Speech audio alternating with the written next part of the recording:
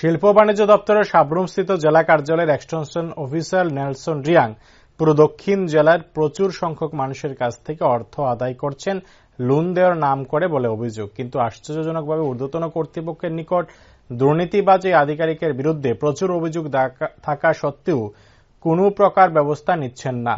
এই আধিকারিকের বিরুদ্ধে প্রকাশ্যে খুব উগরে দিয়ে অভিযোগ করেন লোন করিয়ে দেবার নাম করে প্রায় সকলের কাছ থেকে ১,৫০০ থেকে শুরু করে ১৫,০০০ টাকা নিয়ে রেখেছেন। যখন টাকা দিয়েও তাদের লোনের ব্যাপারে কোনো কাজ হচ্ছে না, তখন তারা নেলসন রিয়াং এর কাছ থেকে তাদের থেকে নেওয়া টাকা ফেরত চাইছেন এবং নেলসন রিয়াংও টাকা ফিরিয়ে দেবেন বলে দিনের পর দিন, এমনকি বছরের পর বছরও ঘুরাচ্ছেন বলে অভিযোগ। কি আমার নাম পিন্টু পাল। বাড়ি কোনখানে? বাড়িতে জলাপা, সাবরুম জলাপা। এতে শিল্প উন্নয়ন দপ্তর সাবরুমের। হ্যাঁ, সাবরুম। এখানে কেন আইছিলে? এখানে গেছিলাম, আমার থেকে লিনচং রিয়াং না গীতা জানি স্যারে আমার থেকে টাকা লইয়া গেছে, আমার কিছু লোন দিব, আমার থেকে ১৫,০০০ টাকা লইয়া গেছে। কবে লইয়া গেছিল? লইয়া গেছে ১ বছর হয়ে গেছে।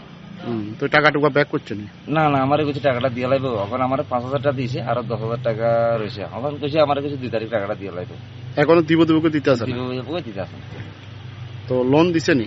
না না, কই লোন দিব? শুধু কি তোমার লগে এরকম করছে না? অনেক অনেক অনেক অনেক অনেক মানুষ, অনেক মানুষ বলছে। এই যে তোমার মতন লোকেরা যে এইভাবে, তুমি কিসের লোন চাইছিলা?